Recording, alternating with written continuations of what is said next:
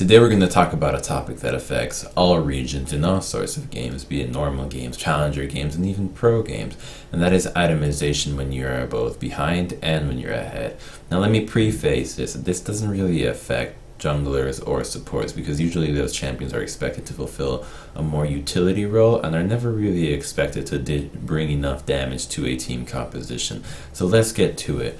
When you're ahead, let's say you got a solo kill, you got your lane ganked for, or that perhaps the enemy DC'd, you have a lead on your counterpart. That means that you are one of the most wealthy players in that game.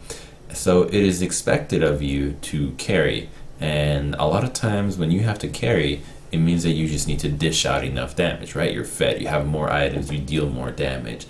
So your role has to be survivability and damage. I like to call that the double D principle. It's you get your danger and your damage, and you got to balance them both perfectly. So some of you might appreciate that reference right there. But this means that when you're ahead, it's the time to buy defensive items. You already dish out enough damage. All you need to do is ensure that you can stay alive to dish out enough damage. And a lot of times when you're a fed champion, you can 1v2, you can 1v1, you can 1v3. It becomes really hard for the enemy to deal with you, and it's really unnecessary for you to buy more damage, just because you're already at that point where you can wipe the team by yourself. Why do you need more damage? A good example of this is actually last night's LCK game, where Faker was playing Riven against a Cassiopeia, a Gragas, and a Thresh. Those are the three CCs that could catch him. And at one point, he was 5-1, and the gold was dead even in the game. Gold was dead even, but he was 5-1. Nobody could deal with him on the team, and chances are he could probably 1v2 any combination of the two champions in the enemy team. He had a full the CDR boots. He had a Brutalizer, a Last Whisper, and a Ravenous Hydra. Now, very easily you could go with a Bloodthirster as a final item and just completely wreck face, just flash on the enemy and practically pentakill them by himself. But the itemization that he picked was a QSS, followed into the Mercurial upgrade for the extra movement speed. Now, why is that? Why does that itemization work? Well, with enough damage already, he doesn't need to one-shot people. He just needs to stay alive. He needs to not get caught, to remove the opportunities that the enemy has of making a comeback. So with a QSS, he can't get flash body slam, he can't get Cassiopeia ulted, and he's not going to get caught by a stray Thresh hook. So it becomes a lot safer for him to play more aggressive and dish out more damage. So it's a really smart itemization. And that's kind of the feel that you want to do when you're very far ahead. Now, a lot of champions don't need to do that. A good example is poke heroes. So for instance, an AP Kog'Maw doesn't really matter what the enemy has. You just need to go all out damage, because you have so much range that it's really difficult for you to just get caught and killed. Even if you're against things like a Twisted Fate, okay, or a Vi. I mean, okay, maybe against a Vi you might want to go with an Hourglass or maybe a Banshee's Veil. But there are very specific scenarios where you just don't need that, because your champion gives you the tools to play safer.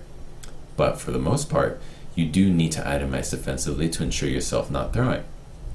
And on the other side of the coin, when you fall behind, now this is the one that really gets to me, because I see this one all the time, and it's really infuriating as a jungler, because it becomes very difficult to want to help one of these people out. And let's say you fall behind. Other side of the coin, you've fallen behind, and you just don't really know what to do at that point. You want to stay alive. You're tired of gray screening. What do? I see this all the time. People start buying rushing magic resist because they fed an AP champion. They start rushing armor because they fed somebody that deals physical damage. They want to stay alive. And sometimes that works, and the times that works is just in the previous instance, where there is very few scenarios where you can get away with full offensive builds. The only time that you can go with full defensive builds is when the opponent has a purely, and I mean purely, 1 damage source composition. So an all AD comp, they have Talon, Riven, Talon, Riven, Ashe, Lee Sin kind of thing. Like they just deal one kind of damage. At that point, it doesn't really matter what the hell you buy. You can just go all armor items and you'll probably be fine for the rest of that game. But for the most part, in very rare scenarios that ever happens, for the most part, you want to be building more offensively. So let's say you're against a Fed Talon and you're playing, I don't know, Orianna. I see this matchup all the time. You don't want to rush the Hourglass. The reason being is that Hourglass is an item that the gold value comes from the utility, from the active, the Zhonya's active, and that is a survivability item, and it's useful. But when you're behind, you're at the mercy of the opponent. You really wait for them to make a mistake and capitalize on it. If you're thousands of gold behind, it's really hard for you to make a comeback with defensive items. I mean, you can survive a dive, but for you to make a comeback, you need to find opportunities such as catching the opponent when they're going for warding. If they're moving around and they have a straggler behind, you need to be able to catch that person and then retreat as quickly as possible. And utility and survivability doesn't do that for you. What you need to make these game-winning plays or comeback plays is damage. So to catch a jungler in the catch a support or a jungler just going into it for a solo mission, somebody doing some random thing by themselves, you need damage to catch them, to get these opportunities, because when you're behind, all you need is one kill. One kill slows the tempo down. It buys you time. You can stall the game out further so that the gold gap matters less and less and less, and more opportunities present themselves for you to make a comeback, so the playing defense becomes a little bit easier. Another reason for buying more damage items is wave clear. When you're behind, you want to stall the game out. You need to buy time for you to get in the mix of things, and buying defensive doesn't do that for you. Increasing your wave clear allows you to stall at the rate that you lose towers, and it really makes it so that the enemy has to overcommit or take more time to start taking the base. And again, as we mentioned, you need time, you need more items, and you need the ability to catch them. More time, more opportunities to catch the enemy making a mistake. Let's be real, in solo queue, there's going to be thousands of mistakes in every game. You need to be able to capitalize on these. And another thing that frustrates me personally as a jungler is when I see laners rush resistances. A common example is, say, Vladimir's or maybe even Diana's that just go with first item, Spectre's Cowl, or not Spectre's Cowl, but the Null Magic Mantle, you know what I'm talking about, and maybe even the Negatron Cloak. Diana is a special case because sometimes the Abyssal is good on her, but why it becomes really hard for somebody to want to gank that lane and make a play that happen, because a lot of times the enemy that's ahead will commit a lot of resource to one side of the map to push for more. Okay, so the enemy's committing 4 or 5 people on one side of the map to get a tier 2 tower. You need to do something in response to make a comeback. You're going to have to take towers on the other sides of the map. You're going to have to try to get kills on the other side. And if your allies are building defensive, it becomes really difficult to do that, to gank somebody that's left defending. Say you've fallen behind and the Diana mid lane has, instead of a blasting wand or a sword shoes, she has a Negatron. Well, that adds no damage.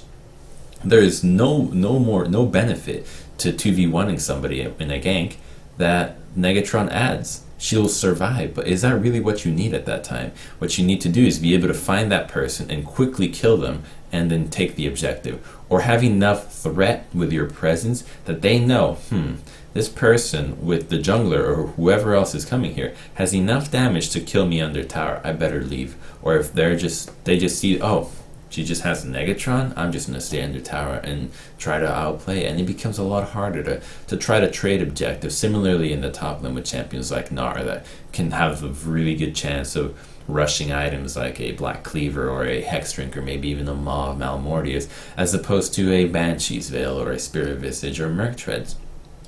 So that's something that you really have to consider, because a lot of times when you're behind, the enemy can collapse faster because they have more vision. They probably have better items that are at a little mobility, Ancient Coin, Righteous Glory, all sorts of things. And you need to get these kills quickly and get out, because otherwise you're going to get collapsed on. And if you go with defensive items, a lot of times, yeah, it is possible to actually get kills with just your base values if you have the right champions against the right kind of enemy. But it takes too long. It just doesn't take, it's not as quickly as it should be, because what happens is if that kill on that top laner that's a full tank takes you 20 seconds, then that's 20 seconds that the enemy group on the other side of the map can take towers, can take dragons, can take your jungle, can do all sorts of things, and that leaves you and whoever you help with less time to reap the rewards of that side of the map. Counter jungle, leave some wars, maybe rotate to another lane and do the same thing. So it takes more time, and as we mentioned in the beginning of the video, you need time. Time is of the essence when you are far behind, and everything needs to be very swift, and you cannot afford to waste anything. So buying the defensive items does not lend for that. What I hope to accomplish from this video is to actually change some of the games that I see out there, that people just buy purely defensive items when they're falling behind, and then when they're ahead they buy all damage, and then they get flashed on by an Alistar and die instantly and lose the game because they were 12-0. So that's something that you should really consider, and I think it can apply to all roles, even jungle and even support. A lot of times some supports such as Vel'Koz or maybe an Annie can actually get away with buying a little bit more damage if they are ahead, to ensure that they can really go out of their way to influence the map and make the plays a little faster, because again, quickness is very important in this game. So I hope you guys enjoyed this video. It's been the first one I made in a couple of months, since I was busy with the Renegade stuff. I made it back into the LCS. Hopefully it wasn't too convoluted, trying to get back into the mix of things. And let me know what you think about it, and if you have any future suggestions or videos that you'd like to see, by all means let me know.